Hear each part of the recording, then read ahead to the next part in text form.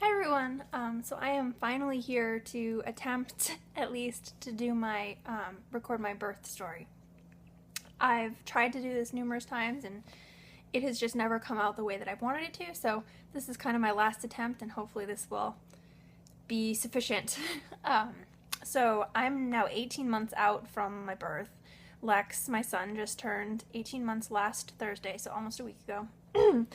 So some of the details are not as clear in my mind as they would obviously have been closer to the actual event, but I do have some notes and like kind of a rough timetable of things, so hopefully that will help to keep things a little bit more concise and accurate.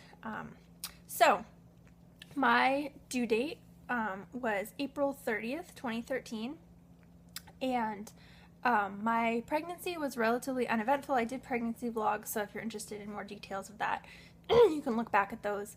But it was pretty uneventful. There were a couple of things that were kind of decided early on.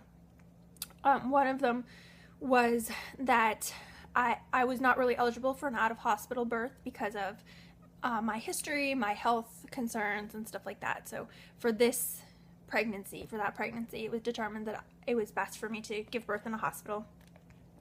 And one of the reasons for that is the other thing that was kind of a complication is that it was recommended that I be on blood thinners during the pregnancy because I have a history of having had a blood clot that was at least partially related to being on combination birth control, which is kind of like the same state that your hormones are in when you're pregnant. So it was recommended that I be on blood thinners, so I was on Lovenox shots up until I started them, I think, when I was maybe like 14 or 15 weeks pregnant, when I had my first real OB appointment, and was switched from the Lovenox, which was just once a day, to heparin, which is a twice a day injection.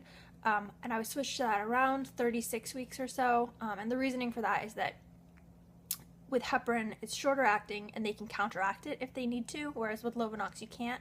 So my reason for switching was in the event of them needing to do an emergency C-section or something like that, it could pose a real problem if I was still on Lovenox. The other reason that people switch is you're not eligible for an epidural. You're not able to get an epidural if you've been on Lovenox, if you're still on Lovenox. But I was not planning on getting an epidural, so that was not part of my reason for switching. But I think it's just kind of a good idea, just in case. You never know what's going to happen. So I think it was the right choice to make. So I was due on April 30th, and the day before my due date, which was a Monday, April 29th, at about 3 in the morning, I woke up and got up to go pee, as I was doing at least once or twice a night at that point, and noticed that there was like some fluid coming out, kind of trickling out. Wasn't really sure what was going on. Thought it might be my water, but didn't really know. So went to the kitchen and got a drink, and like I was continuing to feel fluid coming out. So kind of stayed up for a little while, put a pad in to catch any fluid that was coming out so I wasn't making a mess, and just kind of kept an eye on it, and it was continuing, but it really was just like a little trickle. It wasn't like a large amount of fluid.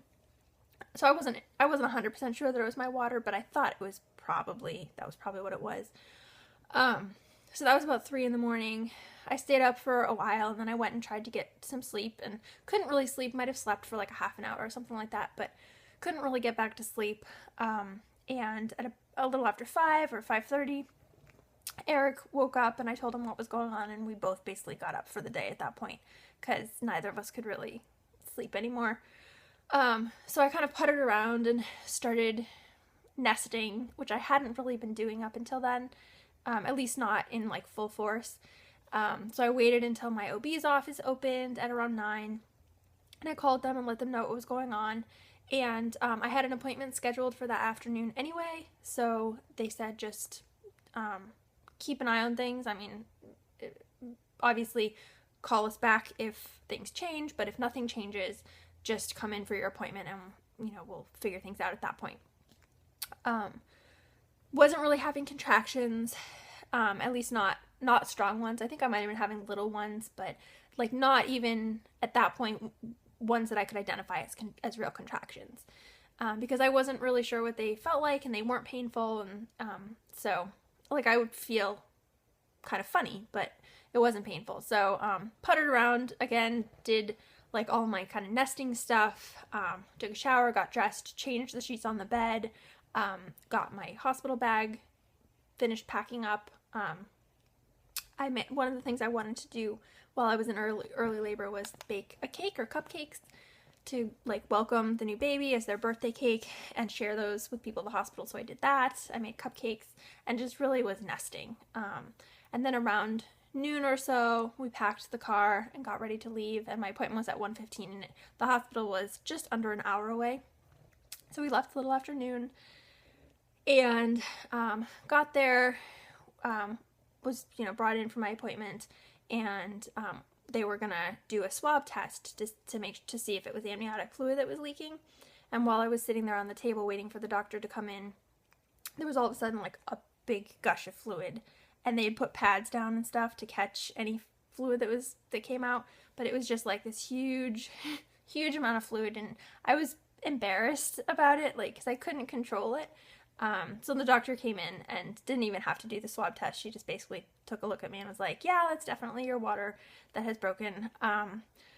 And she checked me, and I was only dilated a fingertip, and I was like not effaced really much at all. I think maybe I don't even remember, like hardly effaced. So she sent me to the hospital for monitoring. So I went to labor and delivery and was hooked up to the monitors there and everything. And I was having contractions, but they were very small and somewhat irregular, and really obviously not being effective. So I called my parents and texted my doula and let everyone know what was going on. The plan was that my parents, specifically my mom, was going to be there for the birth.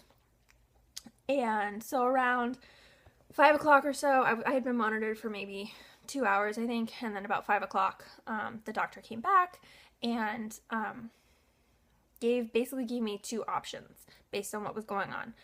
The first option was that I could go home and hopefully things would get going on their own, and do whatever I needed to do, whatever I could do basically to get things moving and progressing within reason, because my water was broken, and then come back in the morning, and if things had not progressed really, then we would likely have to move to Pitocin. Or the second option was to be admitted that night to get Cervidil, which is I don't know if it's a sponge that has medication on it or what exactly it is, but it's put up against your cervix and has a string hanging down from it, so it can be pulled out if it needs to be.